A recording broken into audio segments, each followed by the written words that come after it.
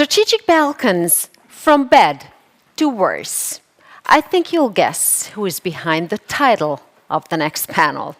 Let us explore now what regional consequences may be expected from the domestic developments of several countries of the Balkans, and how Europe should react to the new dynamics of the security landscape in the Western Balkans, to put it a bit too diplomatically. And let's see what the implications are of these for the transatlantic security.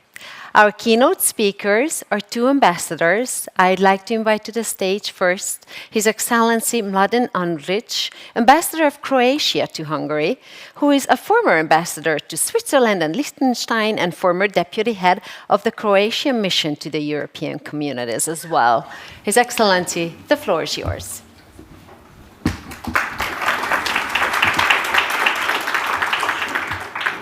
Well, thank you very much. Good afternoon, ladies and gentlemen, Your Excellencies. Well, it is my utmost pleasure to address you here at this Budapest Energy and Security Talks as Croatian ambassador in Hungary.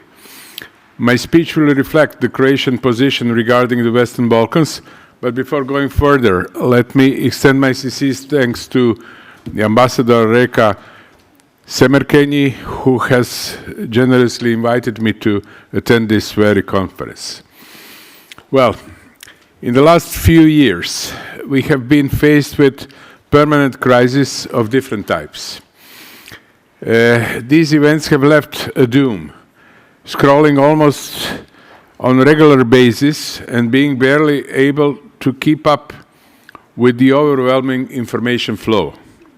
Climate crisis, wars, and rapid development of disruptive technologies, just to name a few challenges we can barely keep up with socially and even politically.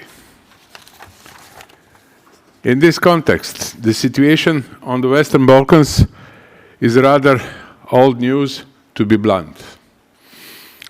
The European Union enlargement process aimed at the Western Balkans has been slow, which has both its good but also its bad sides. In times of global unrest, the bad becomes amplified.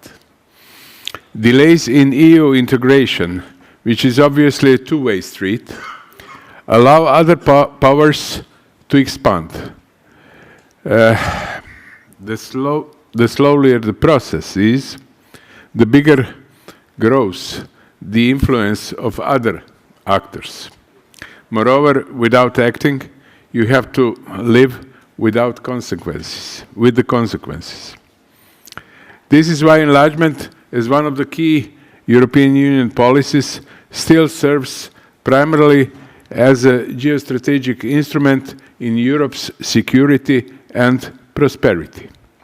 For Croatia, the priority is and remains that the EU integration of the Western Balkans, since it remains as our immediate neighborhood.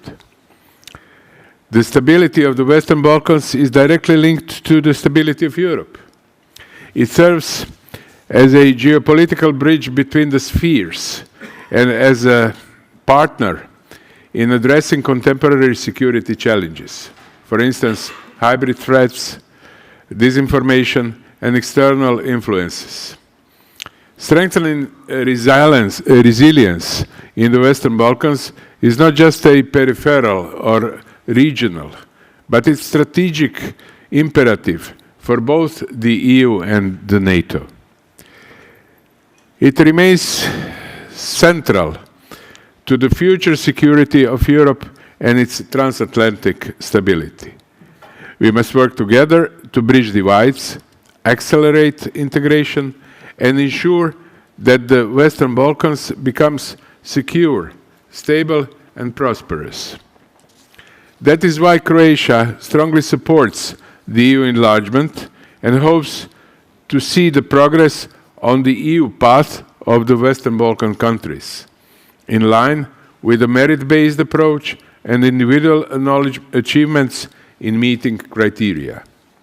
Fact is that the perception on enlargement within the EU is changing, with a more positive attitude of political leaders, where the Russian aggression against Ukraine significantly contributes. Today, 25 years after the historic Zagreb summit, which confirmed the European perspective of the Western Balkans, it is a long overdue to move forward with the enlargement. So there is a momentum, and it seems more possible to see someone as a new member of the EU after Croatia in 2013. Current atmosphere favors much stronger dynamics within the countries of Western Balkans, as well as with Ukraine and Moldova. Croatia also supports their EU path, and we want them to meet the criteria by undertaking reforms, thus making us stronger together. Beyond political and economic dimensions, EU and NATO integration is fundamentally a commitment to democratic values, the rule of law and human rights. All aspiring states must fully align with these principles. Croatia consistently encourages its Western Balkan neighborhood to intensify their efforts in meeting the established criteria. Thus, we will continue to provide political, diplomatic, and technical support to all partners pursuing EU and NATO membership. Moreover, a full alignment with the EU common foreign and security politics is not just a technical obligation, but a strategic necessity, including the full support for Ukraine.